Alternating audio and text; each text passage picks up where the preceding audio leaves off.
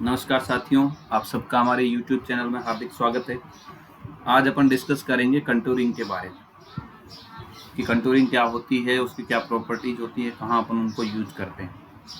इससे पहले मैं बताना चाहूँगा बहुत सारे टॉपिक मैंने अपलोड किए हैं, सर्वेइंग सब्जेक्ट के, कुछ एस्टिमेटिंग के भी किए हैं। इसी तरीके से मैं और भी वीडियोस बना के आप लोगों के लिए अपलोड करता रहूँगा, आप देखते रहिए। तो आज का टॉपिक शुरू करते हैं। कंटूरिंग बहुत इंपॉर्टेंट टॉपिक है एग्जाम पॉइंट ऑफ व्यू से, चाहे कंपटीशन एग्जाम हो चाहे अदर एग्जाम्स हो, सब में ये इसमें से कोई ना कोई क्वेश्चन जरूर आता है। कंटूरिंग होता क्या है? कंटूर का, जैसे अपन जब भी कोई टोपोग्राफिकल सर्वे करते हैं तो एक कंटूर मैप बनाया जाता है और उसी के आधार पर सारे उसके एलिवेशंस, लेवलिंग्स सब पता की जाती है। तो अपन शुरू करते हैं फटाफट इसको। Contour line. कंटूर लाइन क्या होती है? कंटूर लाइन एक इमेजिनरी लाइन होती है जो कि इक्वल एलिवेशन के पॉइंट से गुजरती है, यानी imaginary line passing through points of equal elevations. जो एक इक्वल एलिवेशंस के जो पॉइंट्स होते हैं उनसे गुजरने वाली लाइन जो है वो कहलाती है कंटूर लाइन। अब अपन देखते हैं कंटूर लाइन का जो है यूज कहाँ किया जाता है। जो कंटूर लाइन है उसका यूज कहाँ किया जाता है? फर्स्ट यूज किया जाता है, किस काम के लिए किया जाता है कि रोड, कैनाल और वाटर सप्लाई लाइन्स है या वाटर डिस्ट्रीब्यूशंस है, इनकी प्रॉपर लोकेशन फाइंड आउट करने के लिए, प्रॉपर लोकेशन शो करने के लिए, दिखाने के लिए। फिर है planning and designing of dams and reservoir. जो डैम और रिजर्वेयर है उनके प्लानिंग और डिजाइनिंग करने के लिए, यानी जब अपन अपने पास कंटूर मैप होगा, कंटूर लाइंस होंगी, तो उससे अपन डिसाइड कर पाएंगे कि एलिवेशन किस तरफ है, ढाल किस तरफ है और जो है अपने चढ़ान किस तरफ है। उसके अकॉर्डिंग अपन डैम की डिजाइन कर सकते हैं, रिजर्वेयर की डिजाइन और प्लानिंग कर सकते हैं। फिर selection of site for new industrial work के लिए साइट किस तरीके से सिलेक्ट की जाए कि वहाँ से अपने को जो है स्लोप इजीली मिल जाए ड्रेन ऑफ करने के लिए। फिर determining the profile of the country along any direction, यानी जो अपने देश है उसकी किसी भी डायरेक्शन में अपने को प्रोफाइल देखने के लिए, किधर चढ़ान है, किधर ऊपर है, किधर पहाड़ है, किधर ग्राउंड है, किधर वैली है, इन सब के बारे में अपने को पता चल जाता है। नेक्स्ट है to estimate the quantity of cutting, filling etcetera. Contour की लाइन की सहायता से अपन एस्टिमेटिंग भी कर सकते हैं कटिंग और फिलिंग में। तो इसका एक अलग मैं वीडियो बनाऊंगा जिसमें कि क्वांटिटी फाइंड आउट करते हैं किस तरीके से कटिंग और फिलिंग का, अर्थवर्क का, जैसे कैनाल वगैरह में भी, रोड्स वगैरह में भी। तो ये आपके दो जगह काम आ जाएगा, एक तो इसमें भी सर्विंग में, और दूसरा सब्जेक्ट आपके आता है एस्टिमेटिंग एंड कॉस्टिंग। उसमें आपको अर्थवर्क निकालना होता है कैनाल के लिए और रोड एम्बैंकमेंट के लिए, कटिंग और फिलिंग्स में। तो इनमें भी अपने कंटूर लाइंस काम आती है। नेक्स्ट एक टर्म है बहुत इंपॉर्टेंट कि कंटूर इंटरवल क्या होता है। जो कंटूर इंटरवल है वो होता है कि दो लगातार जो कंटूर लाइंस होती है, जिनको अपन कहते हैं कॉन्सेक्यूटिव कंटूर लाइंस। जो दो लगातार कंटूर लाइंस होती है उनके बीच की जो वर्टिकल डिस्टेंस होती है वो कहलाती है कंटूर इंटरवल। दो लगातार या कॉन्सेक्यूटिव कंटूर के बीच की वर्टिकल डिस्टेंस है वो कहलाती है कंटूर इंटरवल। और जनरली अपने को कंटूर जब मैप बनाते हैं तो कंटूर इंटरवल है वो इक्वल ही रखने चाहिए। अगर स्मॉलर इंटरवल है, कम इंटरवल अपन ने लिया है कंटूर लाइन के बीच में, that means more precision in work, यानी काम को बहुत ही ज़्यादा शुद्धता के साथ किया गया है। और कंटूर इंटरवल किस पे डिपेंड करता है? एक तो डिपेंड करता है स्केल ऑफ मैप। अगर मैप का स्केल बहुत बड़ा लिया है तो कंटूर इंटरवल बहुत छोटा छोटा रहेगा, कम रहेगा। Inversely proportional to time, inversely proportional to fund, यानी फंड कम है तो कंटूर इंटरवल अपने को ज़्यादा रखना पड़ेगा ताकि सर्वे तुरंत हो जाए। और proportional to grade of ground, यानी ग्राउंड की ग्रेड अगर स्टीप ग्रेड है तो अपने को कंटूर इंटरवल बहुत कम रखना पड़ेगा। और अगर ग्रेड ऑफ ग्राउंड कम है तो अपने को कंटूर इंटरवल भी कम होगा, और ग्रेड ऑफ ग्राउंड ज़्यादा है तो अपने कंटूर इंटरवल भी बढ़ता जाएगा। वर्टिकल डिस्टेंस जिसको अपन कहते हैं वो बढ़ती जाएगी। नेक्स्ट है स्केल ज़्यादा होने पर इंटरवल कम लेना है, टाइम कम है तो इंटरवल ज़्यादा लेना है। ये मैंने इसको एक्सप्लेन किया है कि स्केल ज़्यादा होने पर इंटरवल कम लेना पड़ेगा ताकि अपने शुद्धता से काम हो सके। टाइम कम है तो इंटरवल ज़्यादा ले लेंगे ताकि सर्वे जल्दी हो जाए। इसी तरीके से फंड कम है तो कंटूर इंटरवल ज़्यादा लेना पड़ेगा ताकि अपना कम पैसे में सर्वे हो जाए। फ्लैट ग्राउंड अगर सरफेस है तो कंटूर इंटरवल स्मॉल रखना पड़ेगा, और स्टिप ग्राउंड है तो कंटूर इंटरवल क्या हो जाएगा? ज़्यादा। फिर अपन देखते हैं कैरेक्टरिस्टिक ऑफ कंटूर लाइन, यानी कंटूर लाइन की जो कैरेक्टरिस्टिक है, क्या क्या कैरेक्टरिस्टिक्स होनी चाहिए, क्या क्या उनकी प्रॉपर्टीज होनी चाहिए कंटूर लाइन की, ये बहुत ही इंपॉर्टेंट है। इसी में से ज़्यादातर क्वेश्चन आपसे पूछा जाता है। एक क्वेश्चन आपसे पूछा जाता है जो ऊपर मैंने बताया कंटूर इंटरवल क्या होता है और ये किस पे डिपेंड करता है इन पे। दूसरा यहाँ से बनता है कि कैरेक्टरिस्टिक ऑफ कंटूर लाइन्स क्या होती है, बहुत बार आपसे पूछा जाता है।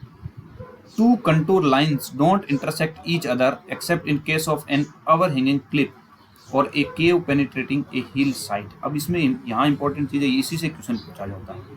पहली चीज़ तो कभी भी दो कंटूर लाइन आपस में इंटरसेक्ट नहीं करती, कभी क्रॉस नहीं करती एक दूसरे को। अगर वो करती है तो एक ही कंडीशन में कर सकती है, वो कहलाता है ओवरहैंगिंग क्लिप, जिसमें वो कंटूर लाइन्स एक दूसरे पे ओवरहैंग एक तरह से क्या कहते हैं उसको सुपर इम्पोज कर जाती है, एक दूसरे से कट कर देती है या उसके ऊपर आ जाती है। कब? इन केस ऑफ ओवरहैंगिंग क्लिप, जब इस तरीके से ओवरहैंगिंग करती हुई कोई पहाड़ी लटक रही है, उस पहाड़ी का अगर एलिवेशन ले रहे हो तो। या फिर अपन कह सकते हैं गुफा, पेनिट्रेटिंग ए हिल साइड, गुफा जो है हिल साइड में जा रही है अंदर की तरफ, तो वहां पे तो दो ही जगह, केव पेनिट्रेटिंग ए हिल साइड और दूसरा ओवरहैंगिंग क्लिफ, इन दो जगह पे ही अपनी कंटूर लाइन्स है वो एक दूसरे को इंटरसेक्ट कर सकती है। अदरवाइज कभी भी दो कंटूर लाइन एक दूसरे को इंटरसेक्ट नहीं करेगी, क्योंकि सबका एलिवेशन अलग अलग होगा तो आपस में इंटरसेक्ट कर ही नहीं सकती।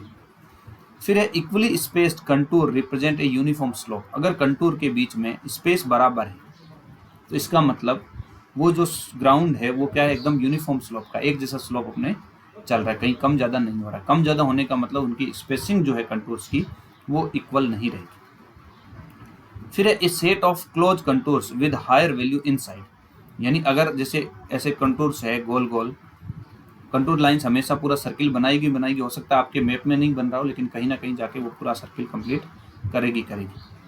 तो अगर इस तरीके से 5-6 सर्किल दिए हुए हैं आपको, एक अंदर छोटा सर्किल, बाहर बड़ा, फिर बड़ा, फिर बड़ा, फिर बड़ा, इस तरीके से, और उसमें कहता है सेट ऑफ क्लोज इंटरवे contours with higher value inside. अगर अंदर की तरफ ज़्यादा है, ज़्यादा अंदर की तरफ है मतलब जो छोटा पोर्शन है वो बहुत ऊपर है। ऊपर कब होता है? पहाड़ी पे छोटा पोर्शन, पहाड़ी ऊपर जाते जाते ऐसे होती है ना पहाड़ी, ऐसे ऐसे ऐसे ऐसे ऐसे ऐसे, तो पहाड़ी ऊपर जाते ही क्या हो जाएगी? छोटी। तो अगर अंदर वाली लाइन में एलिवेशन ज़्यादा है मतलब पहाड़ी, अंदर वाली लाइन का एलिवेशन कम है मतलब valley. Lower value outside indicate hill rock and depression lake, इसमें इसका उल्टा होगा, यानी अगर बाहर वाली वैल्यू कम अंदर वाली वैल्यू ज़्यादा तो वो हिल, अगर बाहर वाली वैल्यू ज़्यादा अंदर वाली वैल्यू कम तो वो क्या कहलाएगा? लेक, या जिसको अपन कह सकते हैं वैली वगैरह में। फिर है irregular contours represent N uneven ground. अगर इरेगुलर कंटूर्स है तो वो क्या कहलाएगा? अनइवन ग्राउंड को रिप्रेजेंट करेगा। ये वाला जो मैं वैली और वो जो बता रहा था ये इस तरीके से, जैसे ये कंटूर लाइंस है, ये 1000 है, ये 800 है, अब ये कम हो रहा है, बाहर की तरफ जा रहे हैं, तो ये क्या हो जाएगा अपना? ये पहाड़ी हो जाएगी, हिल। और अगर अंदर कम है 400, 600, 800 बाहर बढ़ता जा रहा है, दैट मीन्स ये क्या हो जाएगी? वैली। फिर यहाँ लिखा है पांचवी प्रॉपर्टी, उसकी पांचवी कैरेक्टरिस्टिक, ए वाटर शेड और ridge line and valley line cross the contours at right angles. जो वाटर शेड या रिज लाइन जिसको कह सकते हैं या वैली लाइन जिसको कहते हैं, ये इस तरीके से ये वाटर शेड लाइन या रिज लाइन होगी, और ये वाली वैली लाइन होगी जो घाटी में होगी वो वैली लाइन, और जो अपने ऊपर की तरफ होगी वो रिज लाइन या जिसको वाटर शेड लाइन कहते हैं। और हमेशा जो कैनाल पड़ती है, कैनाल बिछाई जाती है, वो हमेशा रिज लाइन या वाटर शेड लाइन के अलोंग ही बिछाई जाती है, चाहे कैनाल मेन कैनाल हो, चाहे उसकी जो ब्रांच कैनाल हो, चाहे वाटर शेड कोर्स हो, सभी को किसके अलोंग बिछाया जाना चाहिए? रिज लाइन के अलोंग। मेनली कैनाल का, मेन कैनाल का ध्यान जरूर रखा जाता है, रिज कैनाल के लाइन, रिज लाइन के अलोंग कैनाल को बिछाया जाता है, ताकि दोनों तरफ, क्योंकि रिज लाइन वो होती है जो इसका टॉप मोस्ट पॉइंट होता है, जो हाईएस्ट पॉइंट होता है, इसे दोनों तरफ नीचे की तरफ ढलान रहेगा, और जब ढलान रहेगा तो अपन इनको दोनों तरफ इरिगेट कर सकते हैं, यानी मैक्सिमम एरिया इरिगेशन में आ जाएगा, इस कैनाल की रीच में आ जाएगा। अगर कैनाल इस रिज लाइन के अलोंग बिछाते हैं तो दोनों तरफ मैक्सिमम एरिया को वो इरिगेट कर पाएगी। तो अपनी यही रहती है डिजाइन का मेन जो है, कि कैनाल को जब डिजाइन किया जाता है तो उसका जो अलाइनमेंट है वो अलोंग द रिज लाइन या वाटर शेड लाइन होना चाहिए।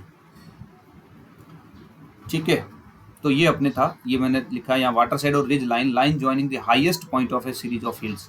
जो हाईएस्ट पॉइंट्स होता है उसको ज्वाइन करने वाली लाइन है वो कहलाती है वाटर शेड या रिज लाइन। इसी तरीके से वैली लाइन वो हो जाएगा lowest point of the valley, जो सबसे नीचे वाला पॉइंट होगा, lowest point of the valley line जो है वो कहलाएगा वैली लाइन। तो ये इस तरीके से अपन ने आज देखा, जिसके बारे में वो था कंटूर लाइंस और उसकी क्या प्रॉपर्टीज होती है। नेक्स्ट लेक्चर जो है अपन देखेंगे कि उनकी क्वांटिटी कैसे निकालती है, measurement of area and volume, जिसमें अपने अर्थवर्क और ये सब आएगा। तो इसको ये एस्टिमेट में भी आपके काम आ सकता है। एस्टिमेट में भी एस्टिमेटिंग एंड कॉस्टिंग सब्जेक्ट जो चलता है थर्ड ईयर में, या हो सकता है बीटेक में फाइनल ईयर में, जो सेमेस्टर अलग अलग स्कीम है, डिप्लोमा में थर्ड ईयर में चलता है और वहाँ शायद 7th सेमेस्टर में बीटेक में चलता है एस्टिमेटिंग एंड कॉस्टिंग सब्जेक्ट। तो उसमें भी आता है किस तरीके से आप एरिया और वॉल्यूम फाइंड आउट करते हो, यानी कटिंग और फिलिंग का अर्थवर्क आप फाइंड आउट करते हो, उसके मेथड्स आपसे पूछे जाते हैं। तो वो भी अपन अगले लेक्चर में इसको सारा डिस्कस करेंगे। तो वीडियो पूरा देखने के लिए आप लोगों का बहुत बहुत धन्यवाद। Thank you very much. बने रहिए इसी तरीके से, फिर मिलते हैं नए वीडियो के साथ।